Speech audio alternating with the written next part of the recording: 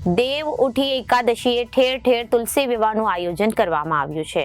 સુરતમાં તુલસી વિવાહનું આયોજન ઠેર ઠેર કરવામાં આવ્યું છે. વર્ષો જૂની પરંપરા મુજબે દેવ ઉઠી એકાદશીએ તુલસીજીના કૃષ્ણ ભગવાન સાથે લગ્ન કરવામાં આવ્યા હતા. દેવ ઉઠી એકાદશીએ ઠેર ઠેર તુલસી વિવાહનું આયોજન કરવામાં આવ્યું છે. સુરતમાં ઠેર ઠેર થયા તુલસી વિવાહ. વર્ષો જૂની પરંપરા મુજબે દેવ ઉઠી એકાદશીએ તુલસીજીના કૃષ્ણ ભગવાન સાથે વિવાહ કરવામાં આવ્યા. લગ્ન સુરતના જૂના અંબાજી મંદિર ખાતે આ ભવ્ય રીતે લગ્નની વિવાહની તુલસી વિવાહની ઉજવણી કરવામાં આવી છે. મોટી સંખ્યામાં ભક્તો તુલસીજી અને કૃષ્ણ ભગવાનના લગ્નમાં જોડાયા.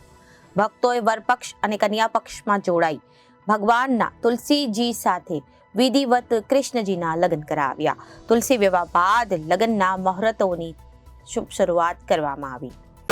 જૂનું અંબાજી મંદિરમાં વર્ષોથી આપણે તુલસી વિવાહનો પ્રસંગ ઉજવવામાં આવે છે. આ પ્રસંગમાંથી દર વર્ષે તુલસી વિવાહના કરવામાં આવે છે ને એ બંને પક્ષો તરફથી આપણે જેમ લગ્ન કરીએ છીએ તે હિસાબનું અહીંયા એ કરે છે. આ દિવસથી લગ્ન કરવાથી લગ્નની શરૂઆત થઈ જાય છે અને લોકો ખૂબ ગણીને આ દિવસથી લગ્ન ચાલુ થઈ જાય છે.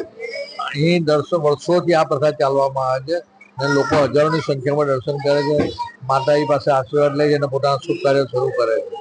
અંબાજી માતામાં જે તુલસી વિવાહ કરે છે દરેક પક્ષો માટે લોકો દર વર્ષે જુદા જુદા જગ્યાએથી કે ભાઈ અમને લાવો તો વિવાહ પક્ષને બંને છોકરી તરફથી ને છોકરીવાળા તરફથી એમ કરીને એક કૃષ્ણના ને તુલસી માતાના જુદા જુદા પક્ષ ઊભા કરીને અહીંયા લગ્ન કરવામાં આવે છે.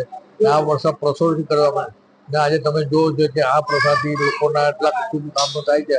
મંદિરમાં બી આજે તમે દર્શન કરજો, હજારોની સંખ્યામાં દર્શનના લોકો પગથિયે દર્શન કરવા. Bureau report Janadesh news Surat.